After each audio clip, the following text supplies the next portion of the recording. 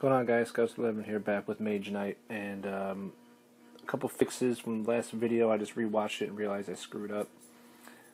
One, I actually looked in the directions because I couldn't remember. Remember I said we always go first when we play solo against the dummy player, but I'm wrong on that. So the numbers do matter. So technically he should be drawn before I go, because he has a 2 and I have a 5. I was always going first. That's not correct.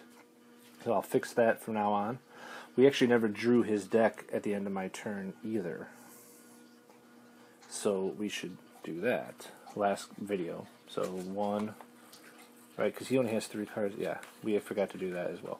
So 1, 2, and 3. Blue. He actually has 2 blue mana, so that blows. So that means we have to flip 2 more cards over.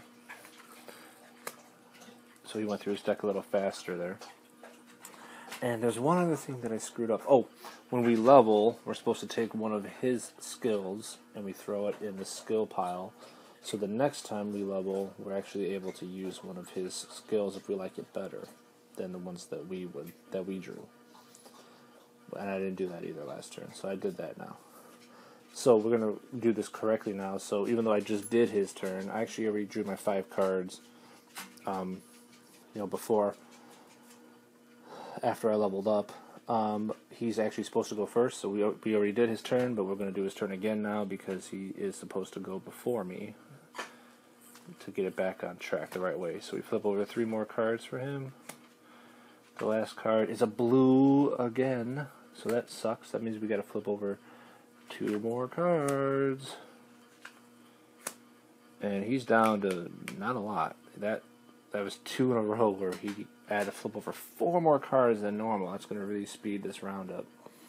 4 rounds in this scenario to get to the castle to find it. Okay, so now we are officially ready to go on our next turn, right? Yeah, we are.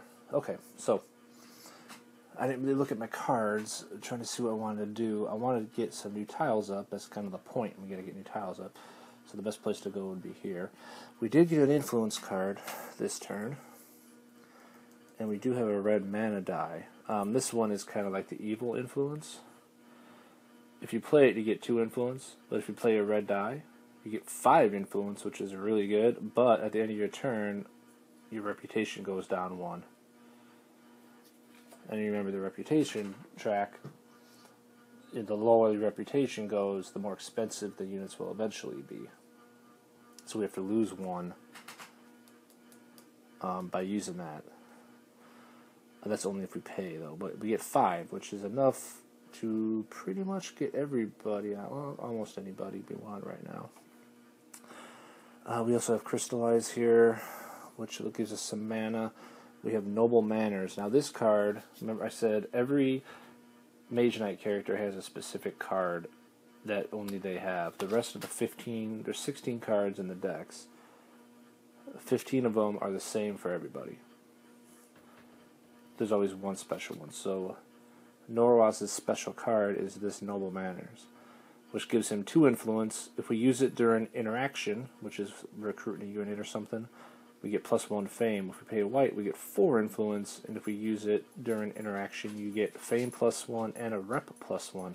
So he's all about, his main thing is the ability to influence and get units and get some fame and rep in the process. So I think we're definitely going to go to that village now and recruit, where we'll be able to use his card and this card, not have to take the hit of 5, because he'll be able to pay enough if we play a white, which we have. So I think we're going to do that.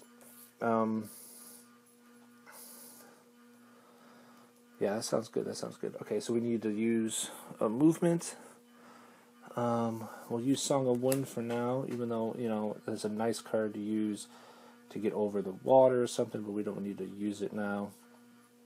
But we'll get this back in our hand later, again, at nighttime.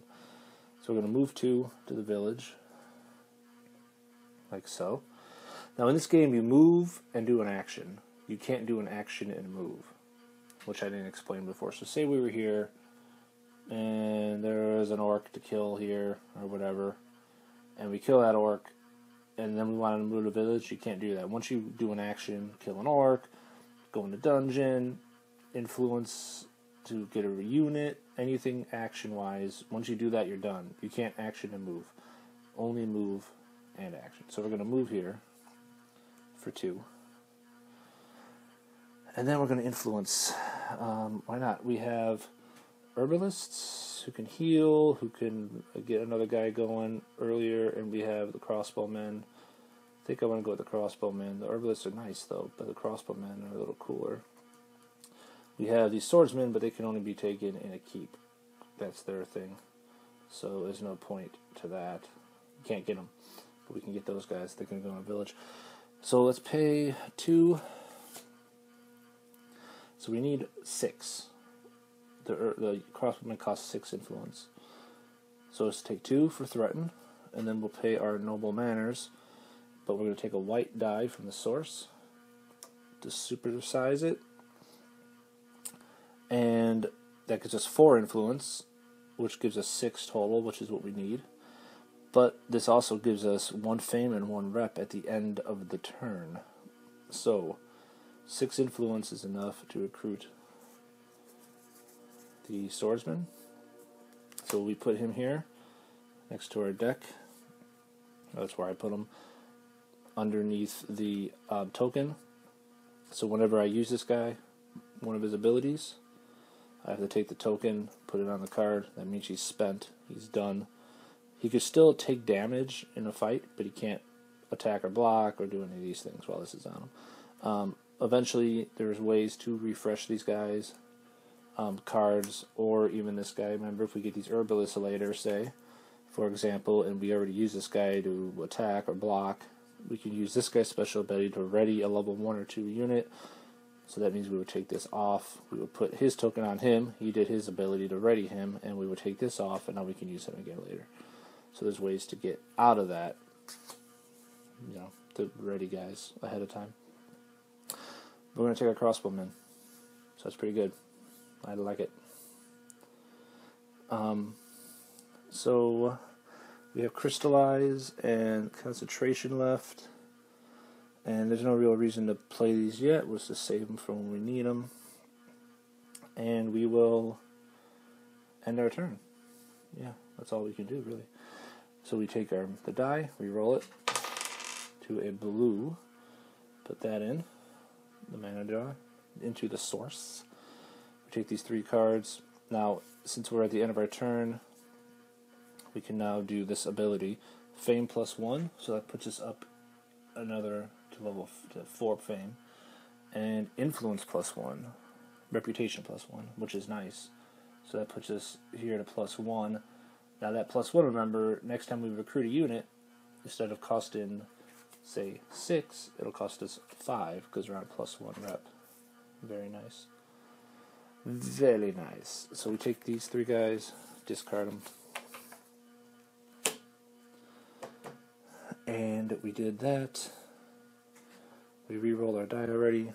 And that's it. We draw cards. So we got Rage, which is our first attack card. We got Determination, which is an attack or block card. If we play blue, we block 5. Very good defensive card. Rage, attack or block 2. Pay a red, attack 4. Very good offensive card. And we get Improvisation, which is actually a pretty cool card as well.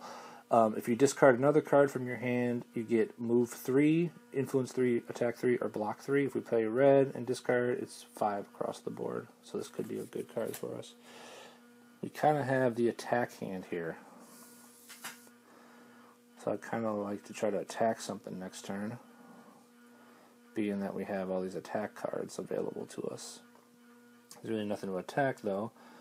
I would also like to spend 2 move to unlock the next tile. So to figure out what I want to do there. Okay. So that's it. We're done with that. We need 4 more XP to get to the next level. We'll work on that. So we're done. And we still have this guy where we can draw 2 cards and get a white crystal. Oh, not a crystal, a white token. I gotta remember to use these because I tend to forget to use these skills. There's a lot of things to remember, and I always forget to use these. This is a once a turn. Our turn is almost done, because this guy's almost out of his hand. He's going to declare end of turn soon.